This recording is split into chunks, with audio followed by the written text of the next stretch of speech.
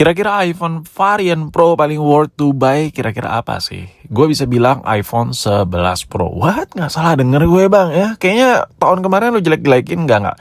Ada beberapa reason yang ngebuat gue buat konten ini. Dan why-nya kenapa gue malah ngerekomendasiin 11 Pro, coba lu tonton dulu baru lu komen ya. Lu tonton mungkin agak pertengahan baru lu ikut komen ya. Karena kalau lu awal baru buat tonton terus langsung lu komen kayak kurang valid gitu. So di sini budget 3 jutaan gede, kira-kira kita coba bandingkan nih sama flagship dari Android versus flagshipnya dari si iPhone ini. Untuk di 3 jutaan lu beli flagship Android lu bisa dapat yang resmian, sedangkan 11 Pro ini di budget 3 jutaan per video ini dibuat ya, lu dapatnya malah yang Inter. Bang, lu nggak salah denger nih bang, malah yang Inter lu worth itin lagi. Nggak, lu tonton dulu makanya boy, videonya sampai kelar. Karena ada beberapa pertimbangan yang ngebuat gue kayaknya mungkin video ini cocok buat lu yang lagi nyari jati diri, lah. Lagi nyari HP maksud gue. Nah kalau kita lihat dari flagship Android, of course rata-rata model-modelnya itu meskipun agak jadul sedikit udah Type-C ya kan. Nah tapi kita nggak bicara itu, Type-C-nya, build quality-nya itu nanti agak-agak di pertengahan. Kita bicarain speknya dulu, performanya dulu. Kalau dilihat ya, kalau kalian lihat dari performanya antara si Infinix lagi, si Samsung Galaxy Note 20 versus di iPhone 11 Pro, ini kenapa sebenarnya kurang valid juga gue versusin nih. Cuman mengingat harganya mirip-mirip, kalian bisa lihat ya, skor Antutunya di sini lebih besar si iPhone. Si Samsung ini di 770 ribuan, sedangkan iPhone di 930 ribuan. Bang, budget 3 jutaan gue beli Poco lebih kencang tuh. Nggak, gue bicara flagship versus flagship ya, biar lebih fair. Nah, di sini lu bisa lihat dari hasil kesimpulannya bahwa si iPhone itu 21% lebih baik ya. Lu bisa lihat ya. Perbedaan skor menunjukkan bahwa iPhone 11 Pro memiliki kinerja keseluruhan sekitar 21% lebih baik ya. Nah, ini jangan lu jadiin patokan utama ya. Cuman dari Antutu ini lu bisa bayang-bayang lah kalau HP ini bisa dipakai buat apa aja. Balik lagi gimana lu pakai sesuai kebutuhan ya.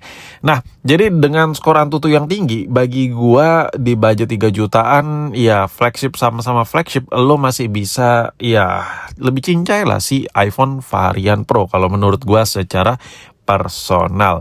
Nah kalau dari performa yang bisa gua hocehin itu, jadi rasanya tuh iPhone 11 Pro lebih kencang dibandingkan flagship Android mayoritas pada umumnya ya. Nah, kalau dari sisi displaynya, wah pasti pada bilang nih flagship dari Samsung mah layarnya nggak kaleng-kaleng. Lu bisa lihat sendiri boy. Meskipun banyak yang ledekin layar Apple buatan ini, layar Apple ada yang buatan dari Samsung, ada yang buatan dari LG. So kita lihat dulu dari spek ya. Si Samsung ini, flagship dari Samsung ini lu bisa lihat displaynya ini ukurannya lebih besar 6,7 inci, sedangkan iPhone 11 Pro cuma 5,8 inci. Layar Samsung lebih besar tapi resolusinya lebih rendah. Kenapa? Karena lo bisa lihat ya, resolusi si Samsung punya di 1080 kali 2400, sedangkan si iPhone layar lebih kecil tapi resolusi lebih tinggi di 1125 kali 2436, dan PPI-nya si iPhone lebih tajam ya. Lebih oke, lebih dalam maksud gue di 458 PPI, sedangkan si Samsung cuma 393 PPI. So dari sini aja, dari speknya aja udah gila banget ya kan kalau ini varian Pro. Apple dulu emang seserius itu karena ini adalah varian Pro pertama, edisi pertamanya Apple. Jadi kalau gini, patokan gue buat konten ini sebenarnya, gue kan lagi pakai iPhone 17 Pro nih. Dan gue coba juga iPhone 11 Pro, kira-kira sebeda apa. Gue udah bikin kontennya udah lama tuh, udah beberapa hari atau minggu kemarin gue bikin. Ternyata ketika gue pegang 11 Pro, anjir nih HP masih lumayan enak ya dibandingkan HP gue. Even gue bandingkan sama 17 Pro gue yang terkesan besar sekali, 17 Pro Max ya. Dan gue pakai 11 Pro yang gue rasa lebih compact ya. Ya udah berasa varian Max-Maxan tuh udah gede banget kan sekarang. Anjir nih HP enak banget gila. Kalau lu gak ada kebutuhan kayak konten, sebenarnya 11 Pro ini bener-bener cucok banget. Udah perfect condition menurut gue ya, yang full orient Apple ya. Dan performanya sangat-sangat cukup sekali buat daily menurut gue. Kayak nggak ada perdebatan yang harus gue debatin di konten ini untuk performa dari iPhone 11 Pro. Sebenarnya untuk kamera juga bisa diandelin, cuman iya apapun kekurangan-kekurangan kamera yang ada di iPhone 11 Pro ini bisa diatasin. Misalnya lu rekam lensa 0,5-nya dengan kondisi yang kurang cahaya, lu tambahin aja cahayanya. Entah itu lu setting-setting setup pencahayaan baru di kamar lu, studio lo gitu-gitulah. Nextnya yang menurut gue agak sepele tapi terkesan penting ya Type-C. Kalau lo beli mantan flagship dari Android itu udah full Type-C semua mereka, sedangkan iPhone masih ada yang pakai lightningan. Jadi performa ngecasnya lo bakal ngerasa kayak ini HP kayak ya udah sih kayak berasa downgrade lah. Misalnya kayak lo pakai HP sejuta kayak Infinix gitu, lo pakai 11 Pro, ngecasnya agak berasa sedikit slow gitu. Tapi it's okay, tetap support fast charging tapi nggak sampai kayak 60 watt. Even kayak iPhone terbaru yang udah support di 40 wattan, dia enaknya tuh ngecasnya di 18 watt, 20 wattan ya si 11 Pro ini.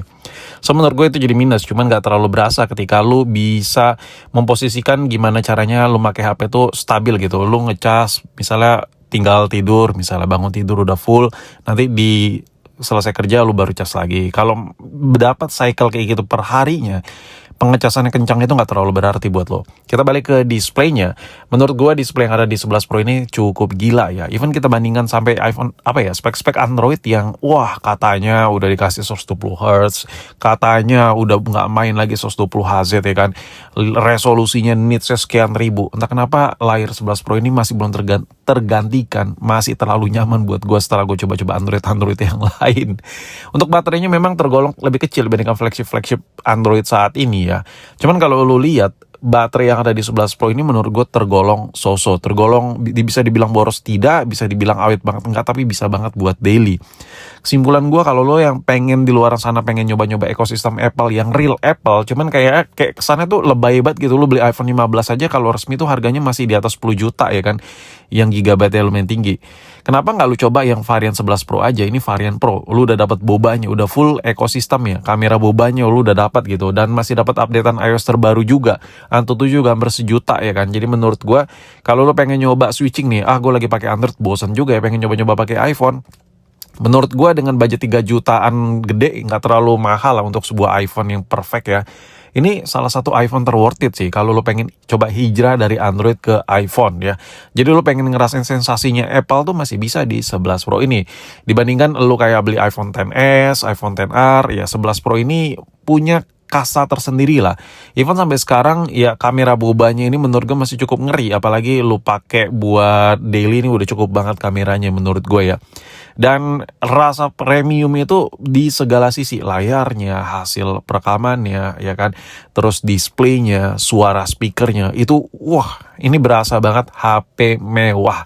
Sampai saat ini gue pakai 17 Pro Max sekalipun, ya gue masih ngiler sama 11 Pro. Entah kenapa gue ngiler anjir. Cuman kalau nggak ada kebutuhan konten, gue kagak bakal pakai 17 Pro nih.